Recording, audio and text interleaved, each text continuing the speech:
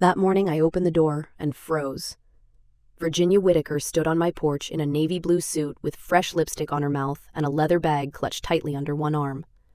She was my late husband's mother, my mother-in-law, and the woman who had spent years making sure I never forgot that in her eyes, I was nothing without her son. She did not wait for me to greet her. She brushed past me into the house as if she owned it and announced that we were going to see the lawyer. She said she knew about the house the one Miss Delilah had left me and demanded to know why I had not told her. Her voice was sharp, brisk, and cold. I did not answer right away. My mind stumbled over her words. How did she know I had only found out about the inheritance the night before? I had not told anyone. I had not even told Emily. I followed her slowly into the kitchen, my heart thudding with the kind of dread that felt old and familiar. Virginia was already inspecting the room like a general surveying a battlefield. She opened my refrigerator, looked inside, and muttered that I was still buying cheap groceries. Then she slammed the door and said Emily was skin and bones, that I was feeding her junk, and that I clearly had no idea what my daughter needed. 7 years. 7 years of watching her march through my home, making comments, questioning my judgment, undermining every choice I made. For 7 years, I had let it happen. I had told myself Emily needed a grandmother. I had told myself I did not want to create more absence after Matthew died. That had always been my reason. Lately, though, it had started to feel less like a reason and more like an excuse. Virginia sat at the kitchen table and smoothed the pleats of her skirt with practiced grace. Then she snapped at me, asking if we were going to sit there all day or if I was going to change into something appropriate because the lawyer was expecting us at 10. She said she had already cleared her schedule. The lawyer, the inheritance, the apartment in downtown Charleston, the cottage on Edisto Island, the sum of money I still could not fully wrap my mind around. It was real. Delilah Boone had left all of it to me. I barely remembered Delilah at first. She had been my late husband's distant aunt, a woman I had only met a few times at dusty family gatherings years ago. But her letter had changed everything. I had not slept after reading it. I had sat on the edge of my bed clutching the envelope and rereading her words until they burned into my chest. She had told me not to let anyone make decisions for me, not even when they said it was for my own good. Especially then. I did not know what Delilah had seen in me. I did not know why she had chosen me over a long list of distant relatives. But for the first time in years, someone had believed I was capable. And that belief terrified Virginia. Virginia took a small notepad from her purse and placed it on the table like it was a weapon. She had already made a list of what we needed to ask the lawyer, the value of the estate taxes, investment options. She said we would speak to a financial advisor afterward and plan everything properly, because I could not go into this like a child playing with Monopoly money. I blinked at her use of the word we. She raised an eyebrow like the answer should have been obvious. Of course she meant we.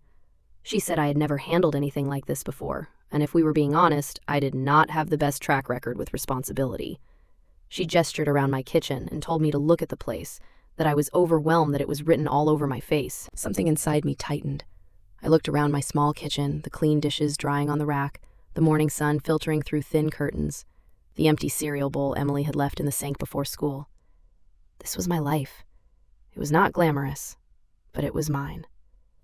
Virginia leaned forward and told me I was not ready to manage something like this alone.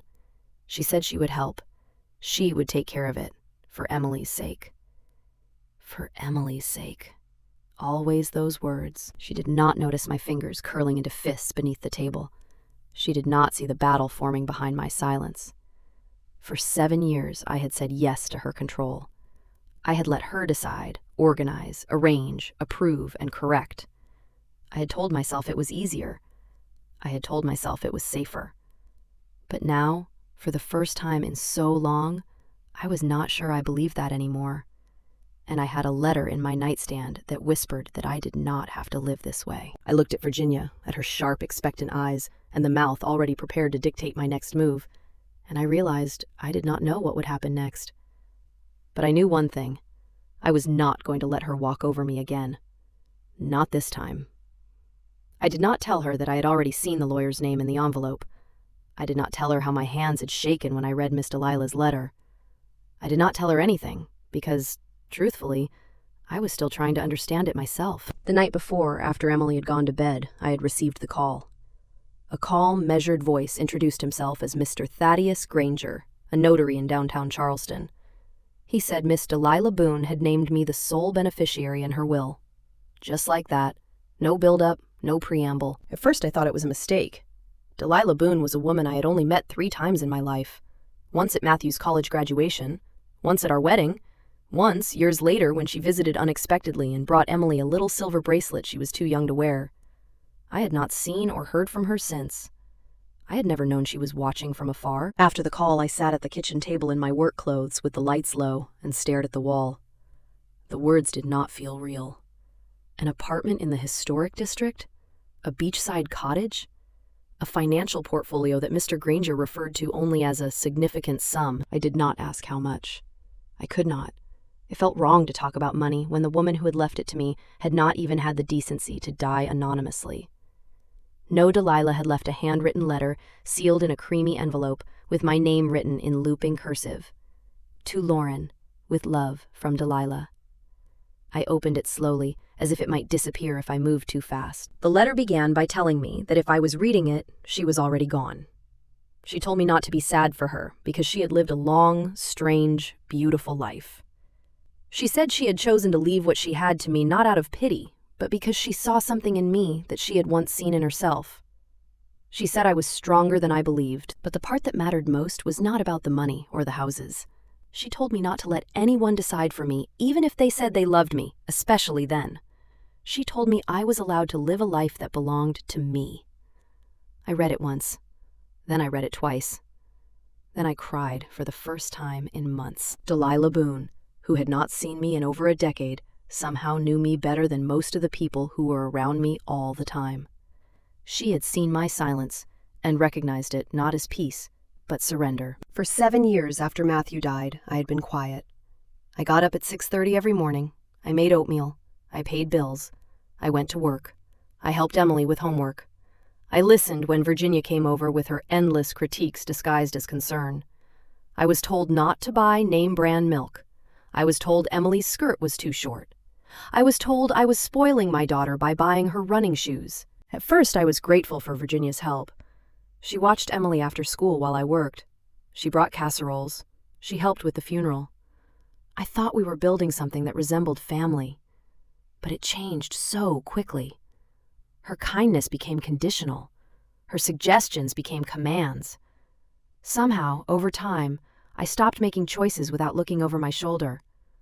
The worst part was that I barely noticed it happening. Not until Delilah's letter. I remembered sitting on the edge of my bed that night, the house silent except for the ticking of the old wall clock. I read the letter again and again, tracing the same looped handwriting with my eyes, as if there might be a hidden instruction between the lines. There was not. There was only one message, quiet but powerful. This was my life, and I had to start living it. But by morning, reality had returned. And reality, in the shape of Virginia Whittaker, was sitting in my kitchen with a list of financial strategies and an urgent desire to seize control. She did not ask me how I felt. She did not ask what I wanted. She assumed, as always, that her way was the only way. I stood at the sink and watched her sip her tea. She muttered that it needed more sugar, not even asking. I added 2 teaspoons and stirred slowly. My fingers were steady, but my chest was tight. Virginia said that after we visited the lawyer, we would stop by the bank. Then we needed to schedule an appraisal. She said the apartment might be worth more than the quote, and she would handle the calls. I could focus on keeping things running at home. I turned and looked at her. Really looked at her. Her eyes were sharp and calculating, but behind them there was something else. Fear. Not fear of me. Fear of what the inheritance meant. It meant I did not need her anymore, and she knew it. She smiled too sweetly and told me I was lucky to have someone like her guiding me through this. I did not smile back, because for the first time in a very long time, I was not sure I wanted to be guided at all. The lawyer's office was an old colonial building tucked between restored townhomes on Queen Street. It had white shutters, ivy curling up one side, and a brass nameplate polished so brightly it looked new. I stood on the sidewalk with my hands in the pockets of my coat, trying to summon the courage to walk inside. Beside me, Virginia adjusted her scarf with a practiced snap of her wrist and said we were 5 minutes early, which was good, because it gave us time to go over the questions again. She opened her notepad and began reading aloud, as if I had not already heard it all 5 times. First, the total value. Second, any pending taxes. Third, the estimated time of transfer. Fourth, how I would manage it responsibly. She had made a budget outline, and she said I would thank her later. I did not answer. My breath fogged in the chilly air. I thought about Delilah's letter again. I had not brought it with me, but I felt its weight in my memory, as if it had stitched itself into the lining of my coat. A young assistant with red glasses and a clipboard showed us into a warm, paneled office. Mr. Thaddeus Granger stood when we entered. He was in his 60s, sharp in a three-piece suit with silver hair combed neatly back and eyes that immediately flicked from me to Virginia and then back again. He shook my hand and said he was glad I could come. Before he could go further, Virginia inserted herself, saying she was my mother-in-law and that she was there to help me navigate all of this because I had never handled anything like it. Mr. Granger gave her a polite nod and said that was noted. We sat. He opened a thick folder, adjusted his glasses, and began speaking in a calm, steady voice. Delilah Boone had left a will with very clear stipulations. She had named me, Lauren Whitaker, as her sole legal heir. The estate included a fully paid townhouse in the historic district, a beach property on Edisto Island, and a financial portfolio currently valued at $3.2 million. The inheritance had been prepared in full compliance with South Carolina law. All documents had been notarized and pre-cleared. Virginia inhaled sharply at the amount. Mr. Granger continued. Delilah had also left something else, a personal letter, specifically for me and for my eyes only. He pulled a small white envelope from the folder and passed it across the table. My name was written on it in Delilah's soft, looping hand. Virginia immediately leaned forward and asked what it said. Mr. Granger gently shook his head and said the letter was private, exactly as Miss Boone had instructed. Virginia's lips thinned, but she said nothing. I slipped the envelope into my purse without opening it. I did not need to. I already knew what Delilah would say. Then came the forms, the disclaimers, the legal documents, and the signatures. The mood shifted from solemn to mechanical. I signed where instructed. Mr. Granger explained timelines, taxes, estate verification, and 100 other things I barely absorbed. Virginia took notes like she was preparing for a board meeting. Every now and then she nudged me slightly and whispered that I needed to ask about utilities or clarify capital gains. But I did not need clarification. I needed space. When we stepped outside again, the afternoon sun had warmed the sidewalk. I felt dizzy, as if the world had tilted slightly beneath my feet. Virginia walked beside me, her heels clicking like punctuation marks. She said we needed to see the townhouse the next day. She wanted to check the structure. We would call a financial advisor. I would need to change the title on the property deed. She would call her friend at the registry. I stopped walking and said her name. She turned halfway through pulling out her phone and asked what I wanted. I chose every word carefully, as if each one might explode. I told her I appreciated that she wanted to help, but I needed to handle this myself. She blinked and asked what exactly I meant by this. She said this was not buying a couch or budgeting groceries. This was serious money properties investments. This was Emily's future. I told her I knew that, and that was exactly why I needed to do it the right way, for Emily and for me. She tilted her head and asked if I thought she did not know what was right. I told her she had spent so long deciding what was best for me that she had forgotten to ask what I actually wanted. Her face turned pink. She looked offended, but I held her gaze. I told her I was not signing over anything. No power of attorney, no shared access. This inheritance was mine, and I would manage it on my own. She laughed once sharp and humorless. She asked if I really thought I was ready for this, if I really thought reading one little letter made me strong.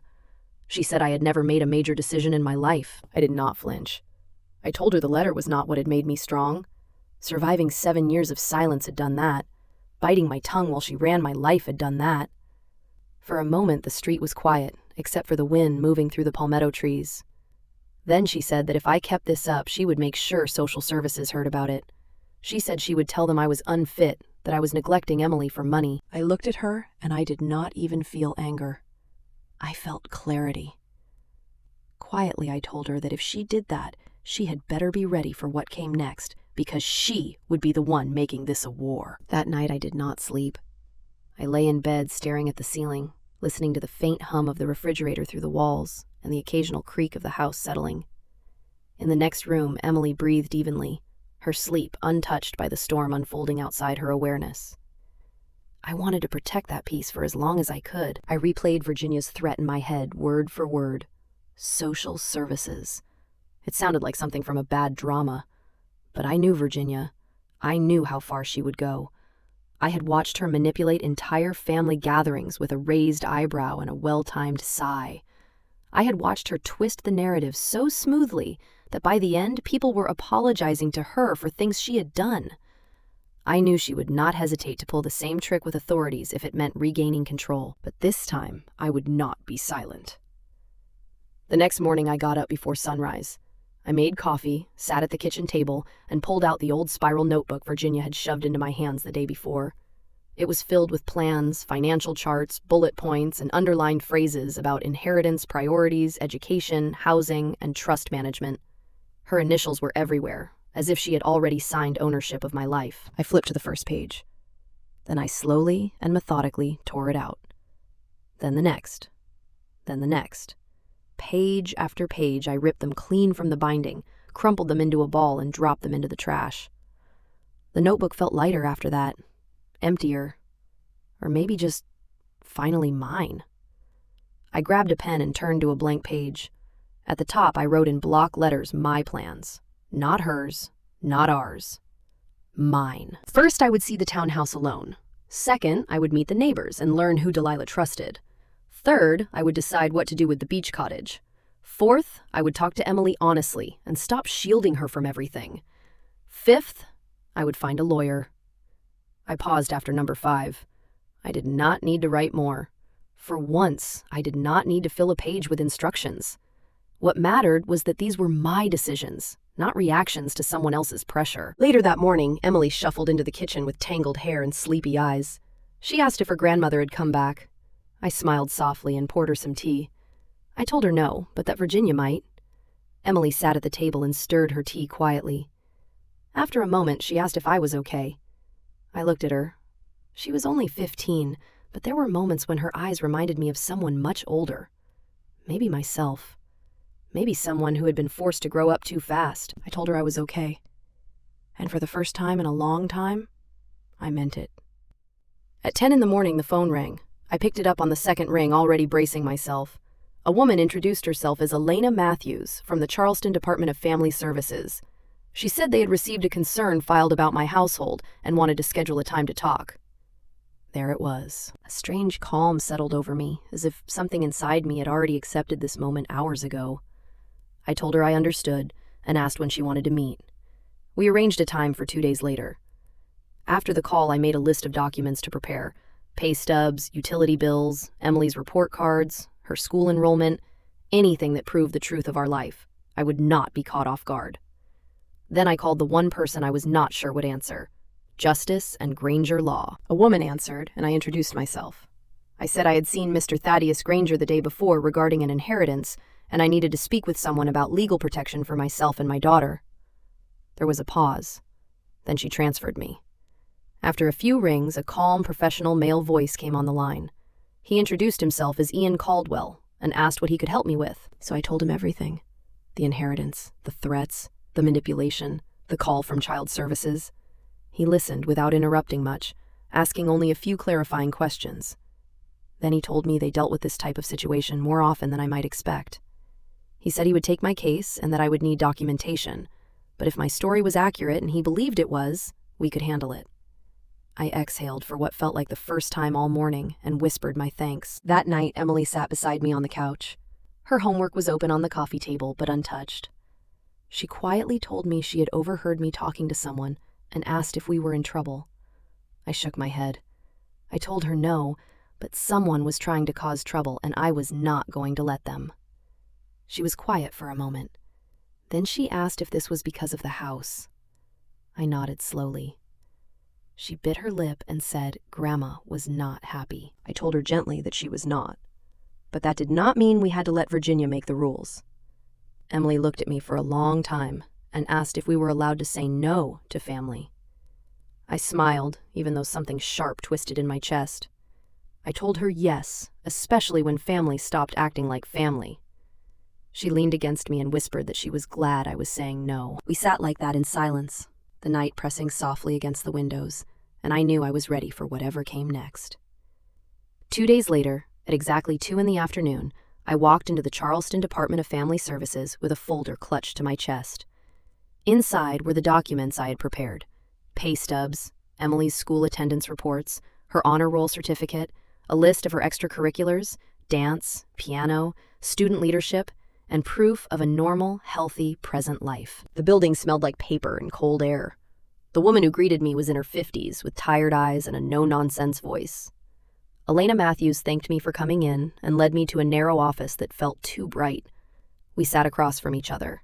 She opened a file, flipped through some pages, and told me a report had been submitted by Virginia Whitaker. Virginia claimed I had become unstable after receiving a large inheritance and was neglecting my daughter as a result. I did not flinch. Instead, I calmly opened my folder and laid out the pages like armor. I told Elena about our daily routine, Emily's academic progress, her social life, our dinners together, and the stability of our finances. I told her the inheritance had been received less than a week earlier, and outside of paperwork, nothing in our day-to-day life had changed. I told her the truth. I also told her about Virginia, carefully. I did not call her manipulative. I said she was concerned. I did not call her controlling. I said she struggled with boundaries. But I made it clear that this was not about child welfare. This was about power. Elena listened closely and occasionally wrote things down. Finally, she said they would need to do a home visit, speak with Emily, and possibly speak with a few neighbors. I nodded and said that was fine. She offered a small smile and told me I seemed prepared. I told her I had had time. That evening, back at home, Emily sat curled on the couch with her school books scattered in front of her. She asked how it had gone. I told her it went well, but that they would come talk to her, and she should just be honest. She nodded, then hesitated before asking what would happen if they believed Virginia. I paused. Then I sat beside my daughter and took her hand. I told her that if that happened, we would show them the truth together. The next morning, the second attack came. I was drinking coffee when the landline rang, one of the few times anyone used it anymore. When I answered, a voice I had not heard in years came through. It was Cynthia Whitaker, Virginia's daughter, my sister-in-law. She lived in Columbia and had not visited in over 3 years. She said she had spoken with her mother. Virginia had told her everything, and Cynthia could not believe what I was doing. I asked her what exactly she thought I was doing. She said I was cutting Virginia out, refusing to let her help, and taking that inheritance like it made me better than the family who had supported me. I laughed softly, but there was no humor in it. I said support was not the same thing as control. Virginia had controlled me. Cynthia huffed and said that was rich, coming from me. She said I had barely been getting by, and now I thought I was too good for help. I told her I did not need Virginia to manage my life. That did not make me ungrateful. It made me a grown woman. Cynthia scoffed and told me I was breaking the family apart. I told her I thought the family had broken long before I said no. Then I hung up. The next day, Virginia escalated again. I came home from work and found Emily sitting stiffly at the kitchen table. Her cheeks were red and her mouth was tight. She told me Grandma had come by. I froze. Emily said Virginia had brought someone with her. A man. Virginia said he was her friend from church, but Emily thought he might have been a lawyer. They had talked about the will.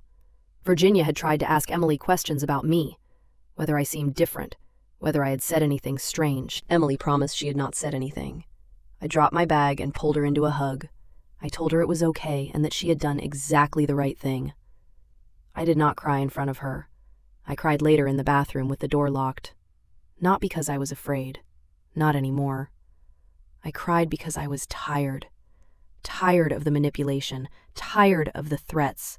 Tired of the way Virginia treated love like a leash. The next morning, I met with Ian Caldwell at his office. I told him Virginia was pushing toward contesting the will, that she was planting doubt, talking about Delilah's state of mind, saying Delilah had been old and not thinking clearly. Ian nodded and said it was a typical angle. If we could confirm Delilah Boone had been of sound mind when the will was drafted, and that I had not exerted undue influence, Virginia had no case. I told him I had Delilah's handwritten letter, and maybe more. There were neighbors, people Delilah trusted. She had not been isolated. Ian said that was good. We would need statements and medical records if we could get them. That afternoon, I drove to the townhouse. I had not seen it yet, not in daylight, not since becoming its legal owner. It stood on the corner of a quiet block south of Broad, with pale blue shutters and a wrought iron gate. Ivy climbed the brick walls, and the mailbox still had Delilah's last name etched in brass. I stepped inside, and something shifted in me. The high ceilings, the warm, worn floors, The old books on the shelves, the framed photographs on the mantel. It did not feel like a stranger's house. It felt like someone had been waiting for me. I walked through the kitchen into the sitting room, then upstairs into a small, sunlit bedroom. There, taped to the vanity mirror in Delilah's handwriting, was a note. It told me to trust myself. It told me I was more capable than they had ever allowed me to believe. I smiled. Then I sat on the edge of the bed and whispered that I was ready. The following week blurred by in a haze of appointments and paperwork. I met with neighbors, I gathered letters, I checked every drawer in Delilah's house. One step at a time, I built my case. The home visit came midweek, calm, efficient, and clinical. Elena Matthews arrived on a Wednesday afternoon with a clipboard and quiet shoes. She spoke with Emily in the living room, while I made tea in the kitchen, pretending not to listen, though every word landed like a stone in my chest. When Elena finally stood to leave, she looked me in the eye and said Emily was thoughtful and grounded. She said she did not see anything concerning in our home. I let out a breath I had not realized I was holding. But then she added that Virginia had been persistent. Virginia had filed an addendum claiming I had been isolating Emily from the family and perhaps acting out of resentment over Matthew's death. I stiffened and told her it was not true. Elena gave me a measured look. She said she believed me, but others might not. I needed to be prepared if this escalated. It already had. Later that night, I found a letter slipped under my front door. It was not in an envelope, just folded paper with sharp creases. I unfolded it slowly. The handwriting was unmistakable, tight, slanted, controlled. Virginia wrote that I was hurting Emily by cutting them out. She said I might think I was protecting my daughter, but I was destroying what was left of her family. She promised I would regret it. There was no signature, but she did not need one. I did not sleep again. I sat on the balcony long after midnight and watched the breeze lift the Spanish moss from the trees across the street. I thought of Matthew, of how he used to sit in silence beside me, thinking the world into stillness. I missed his quiet steadiness. But more than that, I missed the illusion that his mother could not still reach through the walls. By Friday, my lawyer had collected signed statements from two of Delilah's closest neighbors, women in their 70s, who confirmed Delilah's clarity of mind and fierce independence. One of them wrote that Delilah hated interference, especially from people who thought money gave them permission to control others. The timing could not have been better, because Saturday morning, I was served. A man in a windbreaker knocked on my door at 9:13 a.m.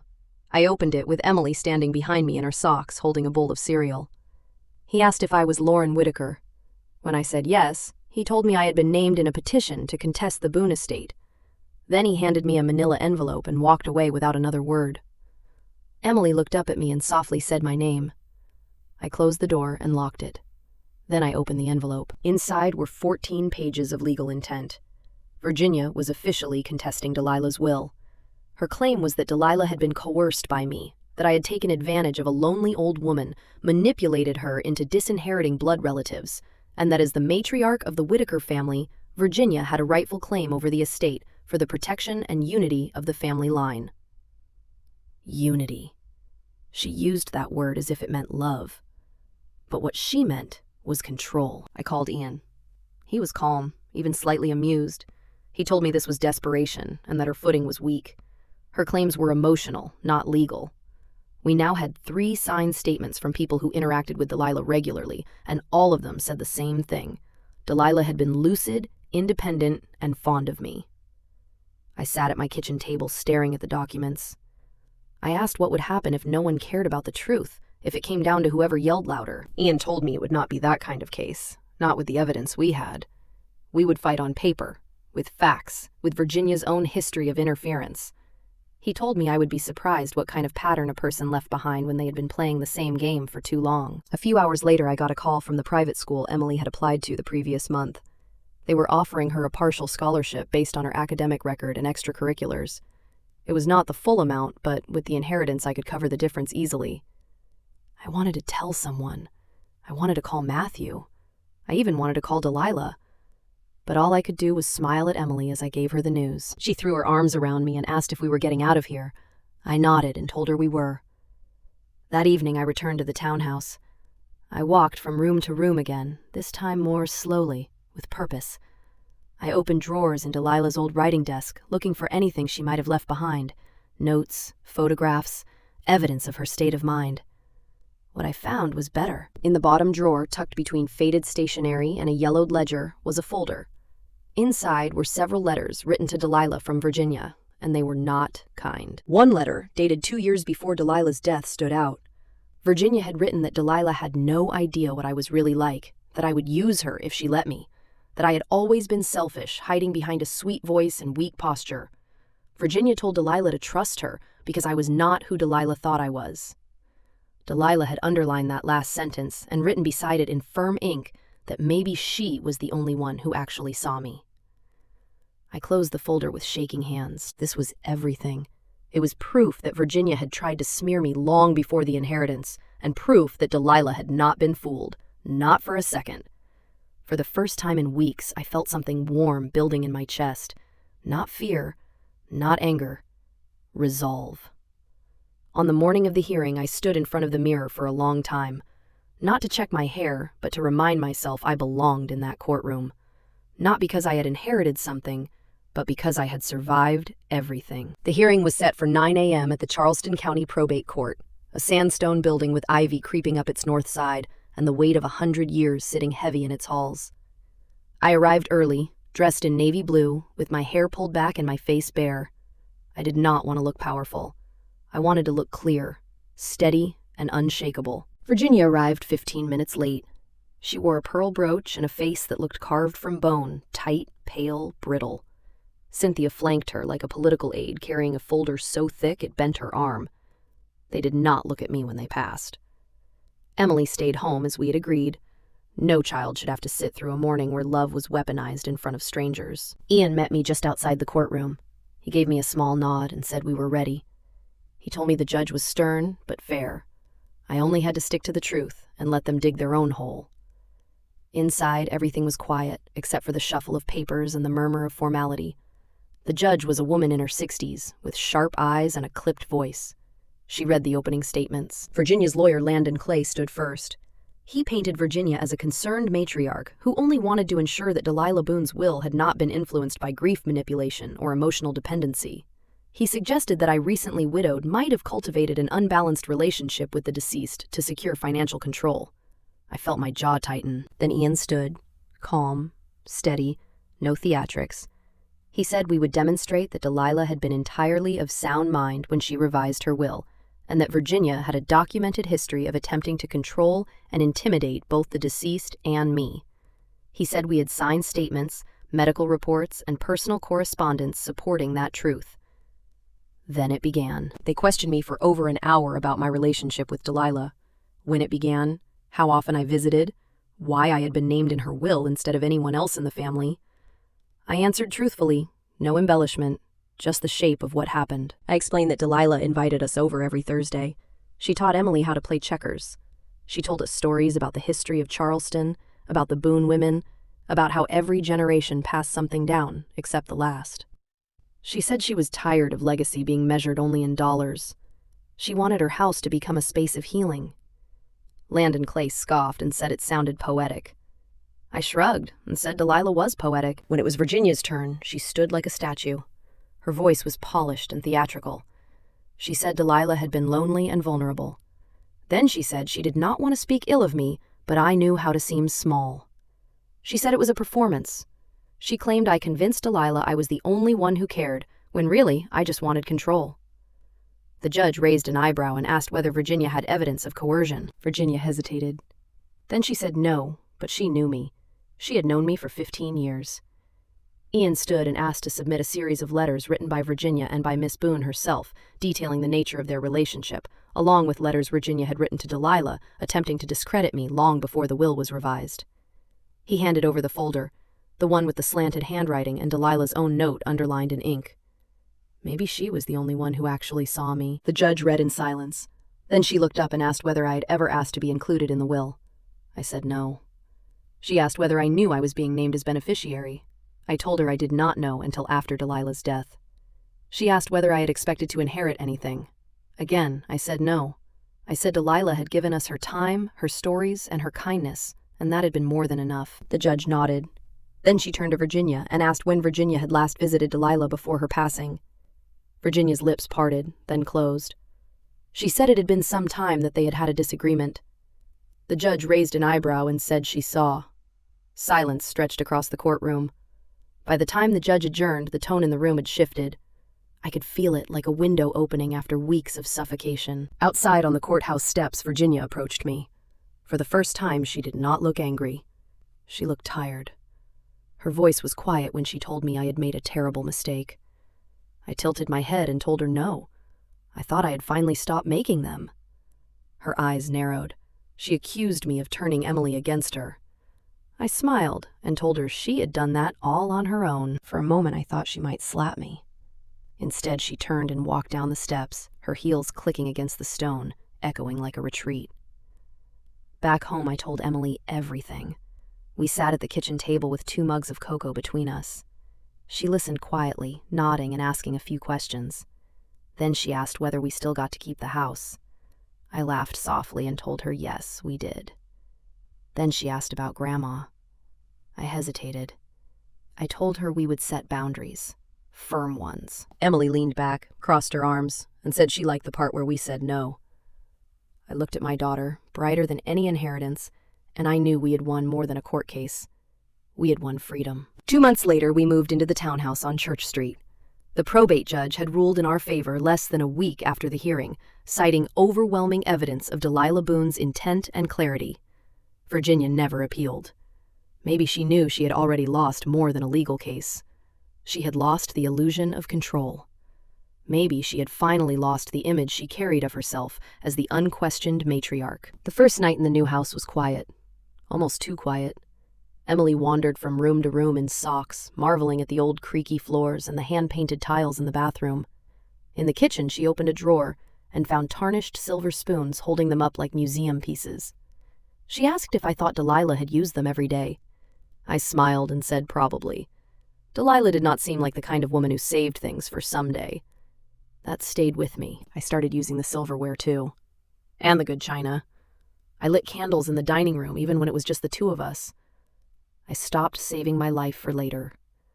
I left my old job 2 weeks after the move. Quietly. Gracefully. No speech, no party. I had worked at the city permit office for 9 years, and although it paid the bills, it had slowly drained me dry. I used a small portion of the inheritance to open something I had never dared dream about before. A studio. Not a yoga studio, not a pottery studio. Just a place for writing, photography, and projects I had not named yet. A room with floor-to-ceiling windows and too many plants. A space that felt like breathing. People asked, of course. Neighbors, former co-workers, parents from Emily's new school. They asked if I really lived in the Boone place now. I said yes. They asked if Delilah had really left everything to me. I said she had. Then the question always came in one form or another. Why me? I always paused before answering because the truth was not easy to fit into a single sentence. Delilah left me the house because I listened, because I stayed. Because when the rest of the world saw an old woman with dusty curtains and a strange family, I saw someone who refused to be invisible. She did not just leave me a house. She left me permission. Permission to stop apologizing. Permission to stop shrinking. Permission to stop waiting for someone else to give me space. Emily thrived at her new school. She made friends, joined the drama club, and was cast in a small role as a firefly in A Midsummer Night's Dream. I cried watching her flit across the stage in a glittery homemade costume, her arms spread like wings. After the show, Virginia was waiting by the exit. I had not seen her since the court ruling. She stood near the brick wall, dressed in black, not like she was mourning, but like she was performing. She said she only wanted to see Emily and asked if that was a crime. I nodded and told her it was not a crime, but surprising us like this was not the way. She looked tired, older than she had 2 months earlier. Her hands clutched a small gift bag with tissue paper sticking out at odd angles. She said she had brought Emily something. I took it gently and told her I would give it to her. Virginia hesitated. Then she said she was not the villain I thought she was. I told her no. She was the woman who had let fear wear the face of love. She blinked. I did not flinch.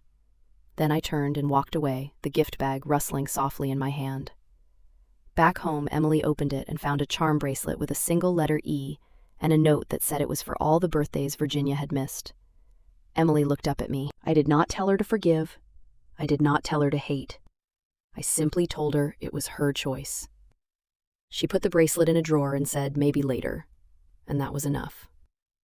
Spring came early to Charleston that year. Azaleas bloomed along the fence line. The air smelled like citrus and sunlight. Emily planted herbs on the windowsill and named them things like Queen Basil and Sir Mint. She laughed more. She slept better. So did I. One afternoon, as we sipped lemonade on the porch swing, Emily looked at me and asked if I thought her father would have liked the house. I closed my eyes for a second, then opened them to the soft sway of magnolia branches overhead. I told her I thought he would have loved seeing us in it. Safe, free, ourselves.